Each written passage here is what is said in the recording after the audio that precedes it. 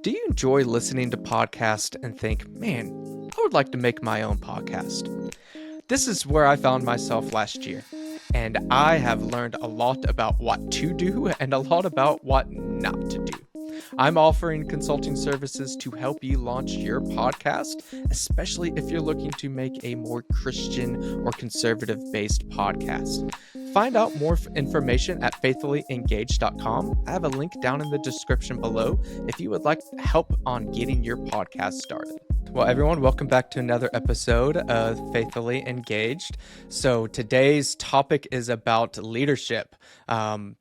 A lot of you are leaders in different ways, whether it's leading your family or leading a project at work. But a lot of you probably don't know how to get started being a leader or what that even means. So my guest today knows a lot about leadership. So Vamsi, why don't you tell us a little bit about yourself? Absolutely, Johnny. First of all, great to be here on this show. And I really like your name, Faithfully Engaged. Really, really powerful name. So a little background about me.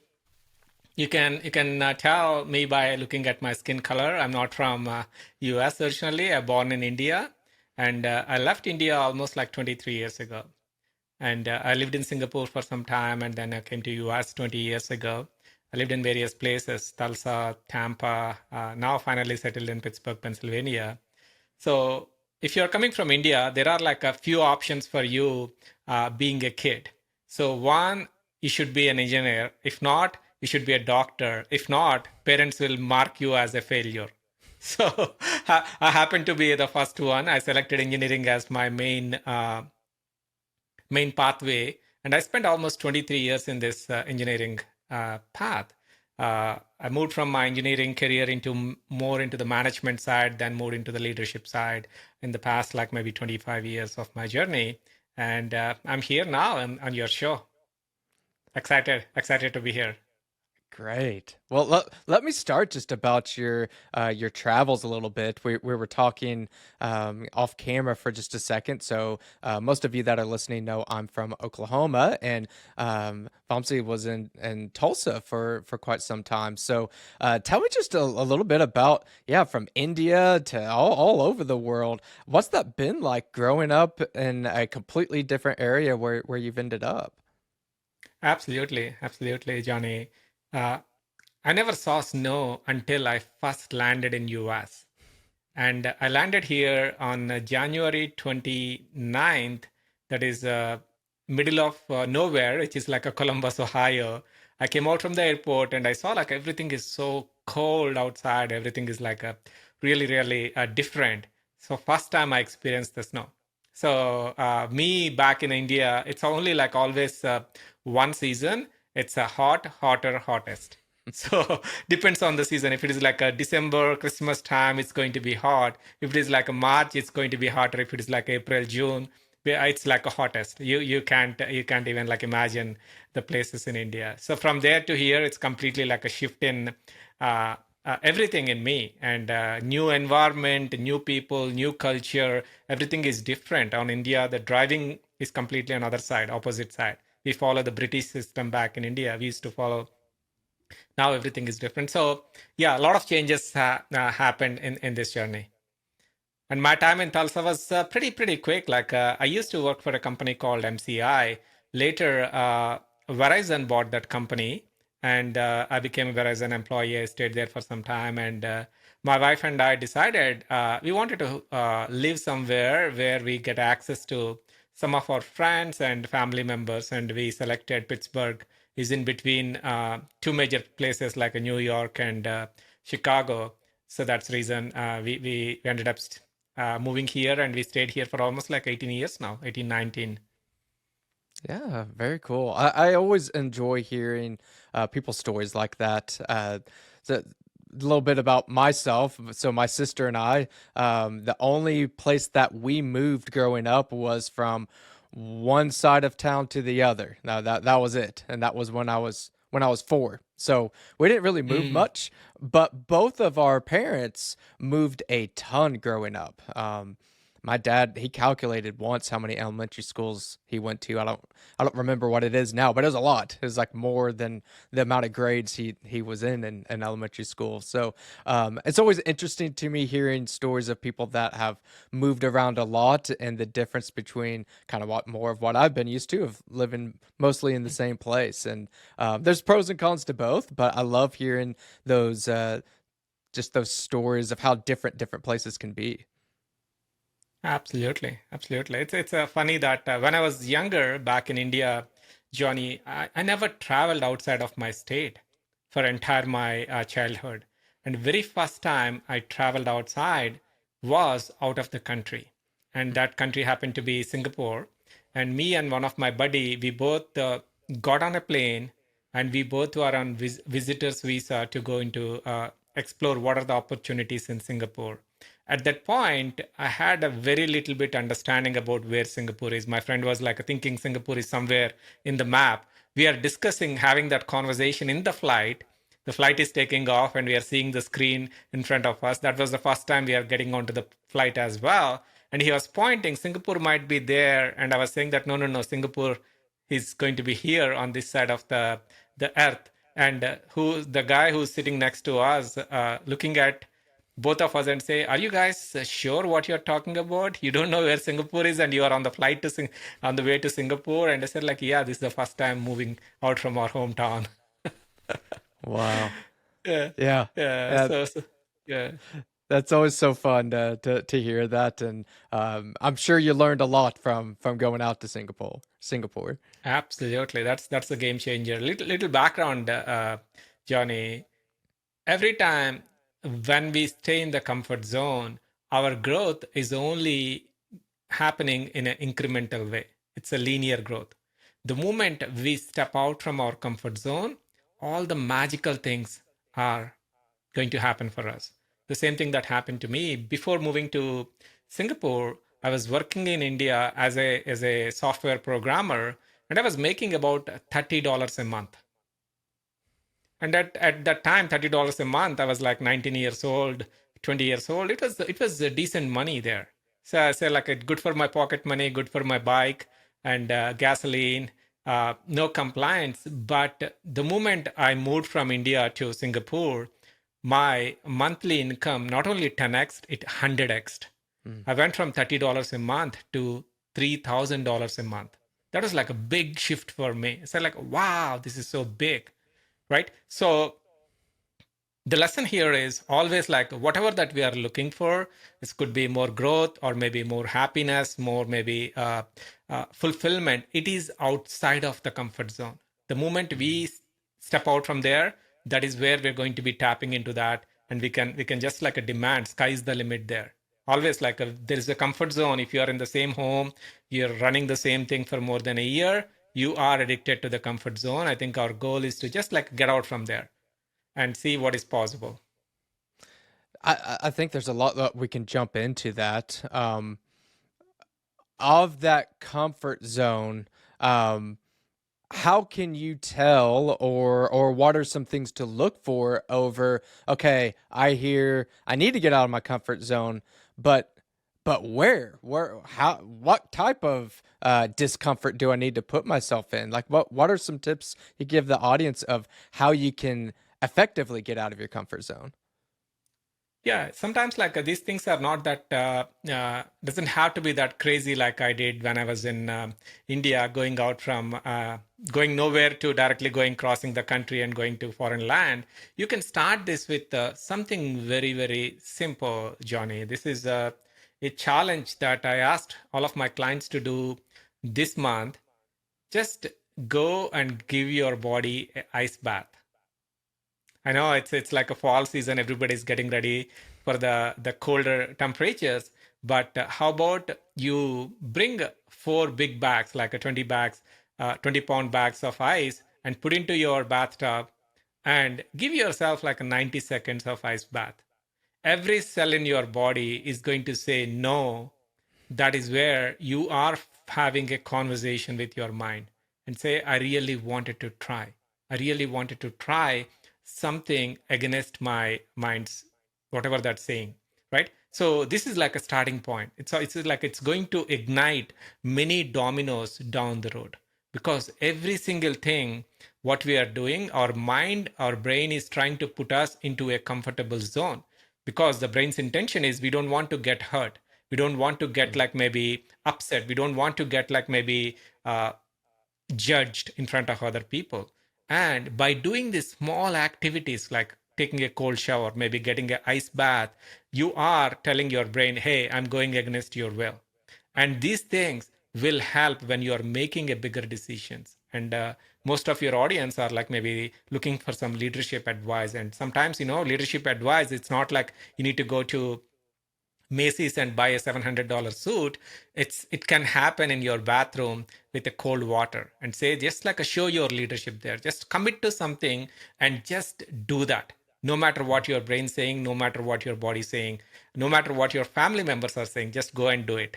And that's how you build that muscle. It's like a muscle. We go to gym, we lift weights every day. If you keep lifting the weights, automatically the muscle will grow. The same way this one as well. It's really interesting you bring up weightlifting as that example there. That's something in my counseling practice. I use that as an example often with my clients. That when we're talking about, let's say, communication, I'll emphasize with the clients that communication really isn't that complicated. There's not a lot of moving pieces to it. We listen better and we're more assertive and the things that we say. So it's not complicated. It's just it takes discipline, and I use that kind of language there of going to the gym. Going to the gym is not complicated. You pick up Mm. weights and you put it down. There's not a lot to it. It's again that discipline and showing up and doing the work. And it sounds like uh, being able to be uncomfortable is very much that same type of discipline mindset. You got to set your mind to do it, and you're not always going to feel like doing it, but it's important to do it anyways. Absolutely. Yeah, it's the fear is something that we are going to have no matter where we are. And we just need to acknowledge that there is a fear, but just do it anyway. So that way we get the results that we want. Yeah.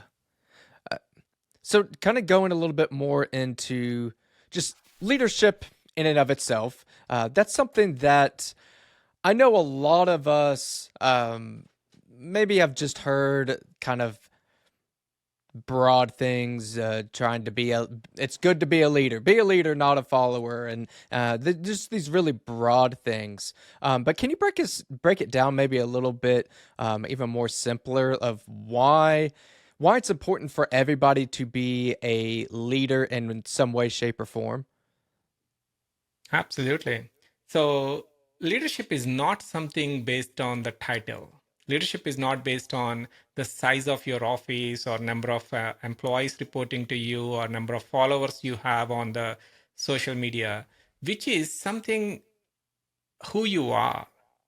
You could be a security guard. You could be just working in a small job in a grocery store. You can still be a leader. It's not about your anything what you are doing materially. It's about who you are being in the moment. And all of us can become leader. Leadership is something we can design and cultivate at any point in our life. You don't have to go to Harvard, or you don't need to get 10-year diploma from somewhere to be called as a leader. You can just like start stepping into the way you are talking to other people, the way you are showing up, the way you are listening to other person. Are you being like a leader there? Are you just like being a leader at home with your kids? Are you being leader with your partner, with your parents? There are many ways, many angles that we can look into this, but it's definitely not a title or something that many people think I wanted to be leader. No, it's not like that. It can be, you can be leader anytime, and nobody's going to just like a brand as, hey, we got a leader. They say like you got a boy or girl when you born. They say like we got a leader. That is something that you become that Mm. person by behaving such a way. It's all about taking the personal responsibility and owning what exactly that you are doing.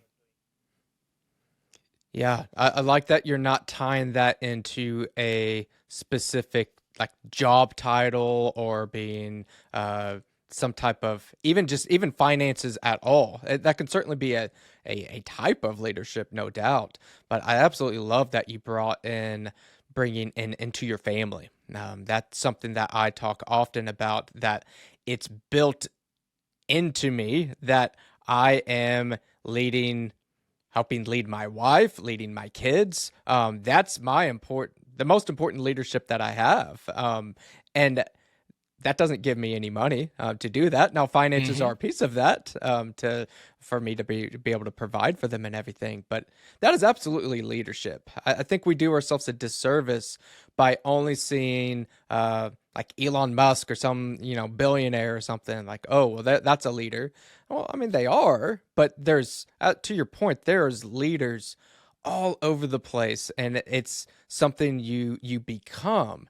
And I really liked how you pointed that out too. How does one become a leader? What steps do they need to start taking in order to really be, well, and not just a leader, but being an effective leader? Absolutely, absolutely. The very, very first thing is you need to build the trust with other people. And Steve Jobs says that so beautifully, Johnny, is every interaction that we are going to have with other human being, either we are depositing something or withdrawing something. Every interaction, whether it could be you have an interaction with other coworker, maybe your manager, maybe your business partner, maybe your husband, your wife, your daughter, your mom, your dad. Every interaction, either you are depositing something or withdrawing something. What are we depositing here? We are depositing trust. We are depositing our brand value. We are depositing like maybe a lot of good things, right? So it will start with you building that first. It doesn't have to be your title, your job. Maybe you are still like a mid-level manager, but you can behave like a CEO of the same company. Be like that person before you get that opportunity. You could be just like maybe an ordinary dad, but like at home you can say like, I really wanted to be role model for my kids, and how can I show up every single day? How can I just like behave like that? And whatever that we are doing in private, that is leadership when nobody is watching. And most people, they wear so many masks. You know this, like they behave such a way like in front of like other people. When nobody is around, they show their own character, right? So if the way that you behave when everyone around and when nobody is around, if almost matches, that's the perfect example of leadership. You don't have to play a certain way. I think people pleasing is something a lot of people they fall into. They try to please every single person. It's not true leadership. Maybe they're thinking because of that you are being liked. No, if you are just like maybe breaking the leadership principle.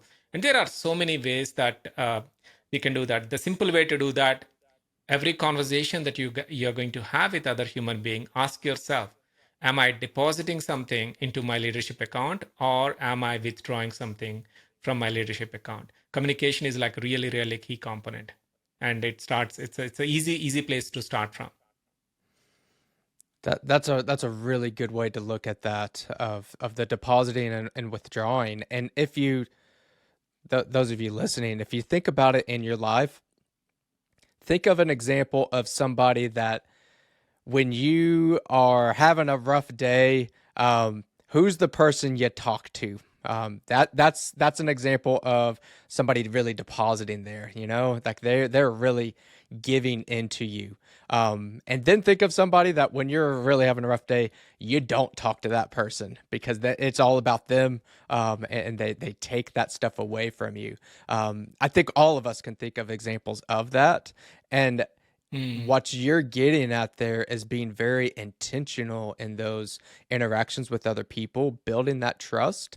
And this leads in well to another point, or another question I wanted to have is how do what type of people do we need in our life in our journey to become a better leader? I guess here's how I could phrase it better. Can we do this on our own? Can you be a leader just by yourself, or do you need the help of other people along the way? Absolutely, we can do it on our own. First of all, like we need to know what is the end game. And there are like a lot of people, they're playing long term games with the short term people. That's a big red flag. You need to identify what is your long term play, and you can start thinking like who all are the people in this space that are playing the similar game.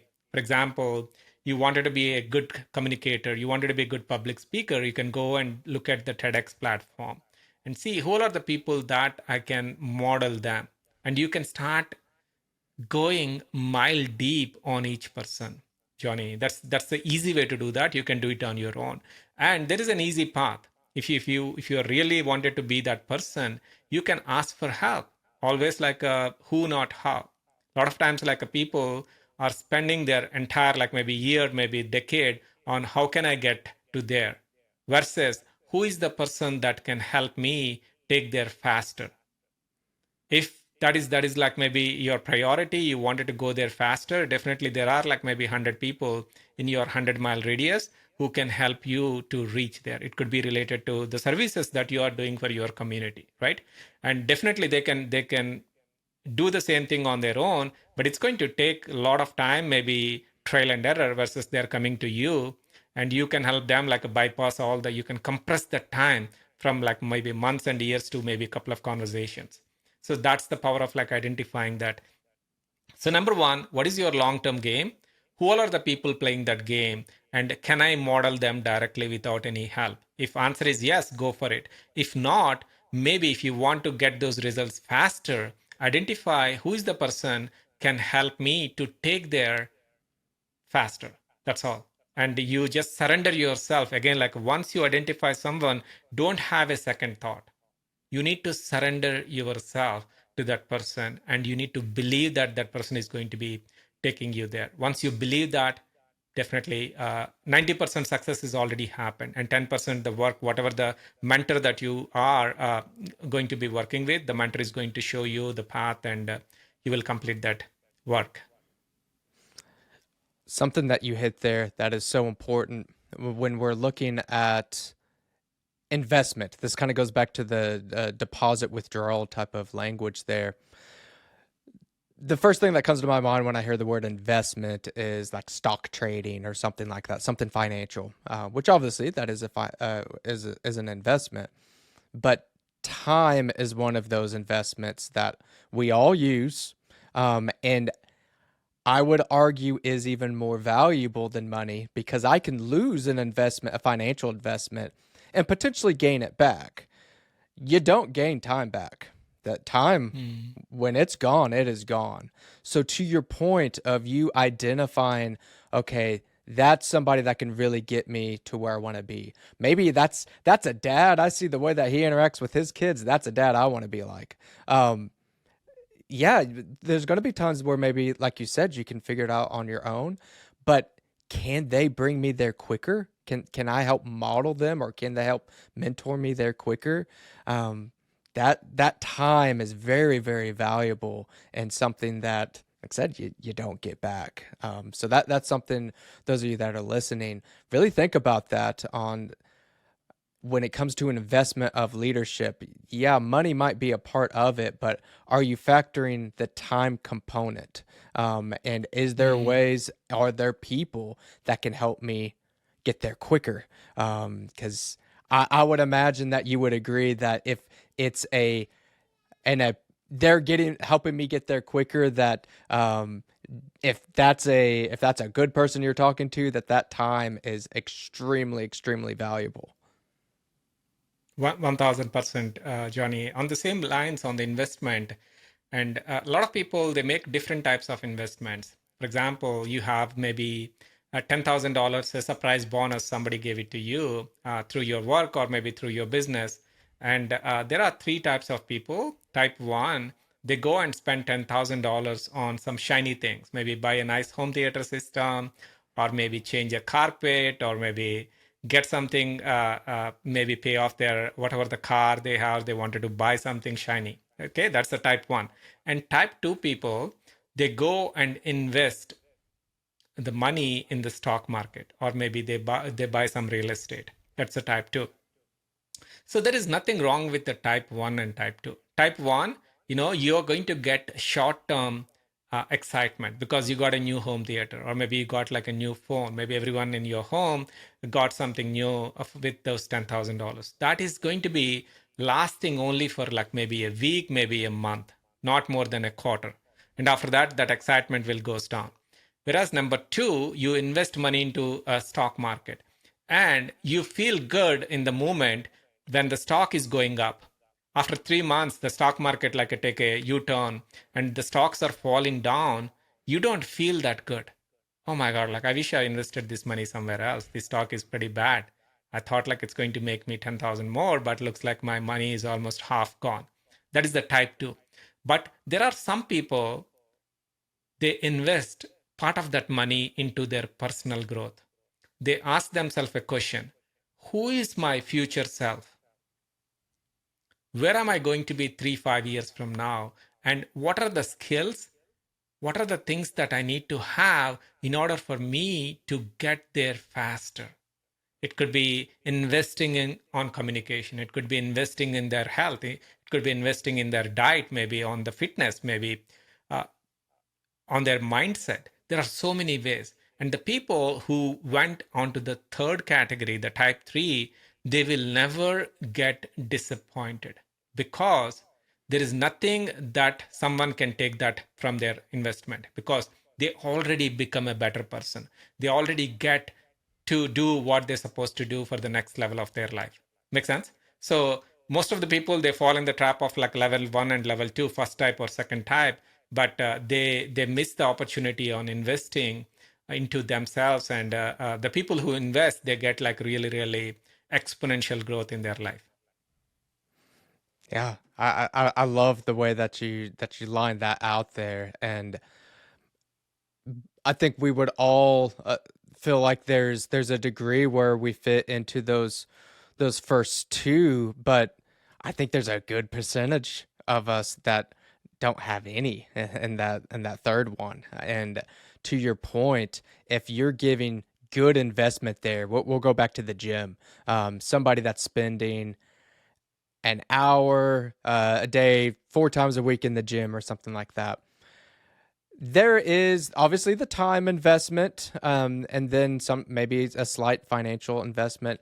But absolutely to your point, I don't know of anybody that's made that type of investment in themselves, gotten in great shape, where they're like, you know what, I wish I would have gone back and not done that. No, Mm. of course they are excited, and it to the exponential part that might free them up to do some other things. Maybe they don't have to go to the doctor as much because their physical health is not as bad, or their mental health is not as bad, and that's just example going to the gym. So what would be some other examples of that third category that people can invest in themselves to be better leaders? What are some other ways that they can put more in that bucket? Yeah, it doesn't have to be coming from the finances or money. It could be your time. For example, you are working in any job and ask yourself, is this a job that you wanted to be 2 years from now or 3 years from now? If the answer is no, are you spending any time on your future job? So we have expense and investment. So we are spending time on the current job? Are you investing time on your future job? The future job could be you wanted to be a director, you wanted to be a vice president at a company. Are you investing your time right now in your current job to become a vice president? So that investment will make you like a 10 times more value. It's not just about the money. There are many ways that we can do that. For example, you are 30 years old and you wanted to have a six pack abs before your next birthday. Are you investing time on getting Yeah. six packs I, I, right now? Or maybe on 31st, you're going to say, I will do it like maybe next year and the next year and the next year, and it will never happen, right? It's all about like you making the decision right now and going with that. Say, I really wanted to commit to that's again like going back to the leadership concept. Whatever that you decision that you are making, be like a leader. commit to that decision. Give yourself an opportunity to stay there until you achieve that. So that is how we build our own trust. Most of the times that we don't take bigger opportunities, we don't take like a bigger challenges because we don't trust ourselves that I can do that. If you have that trust, there is nothing can stop you. Because once you get in the car, you go from point A to point B easily. The reason you believe that you can go from point A to point B. If you can go in car, why not you can go in your life? The reason is you're not going because you don't trust yourself. The easy way to build the trust is to commit what you are saying it to yourself. Every single day, every single week, every single month, you need to have some audits like how many things that I committed to today and how many things that I completed. By depositing more of those completions into your account, your trust will always goes up and you definitely will achieve the thing. Sometimes, Johnny, these all sounds like a common sense things, but 99% of the time common sense is not a common practice. We don't apply that in our life, and that's the reason like most of us like stuck in the same place for a very long time. Yeah, no, that's an excellent point. And it's one where, yeah, we really limit ourselves in kind of the counseling world. We would call those negative thoughts or negative self beliefs. That if I believe I can't do it, then yeah, you're probably right. You probably can't. If you believe that, it's gonna come true in that way. So you being able to give those little deposits, and I love that language there of when you're thinking about a deposit, you typically don't deposit $10,000 at a time. It might be a dollar or two here and there. But you can do that. You can do that while you're still working a job.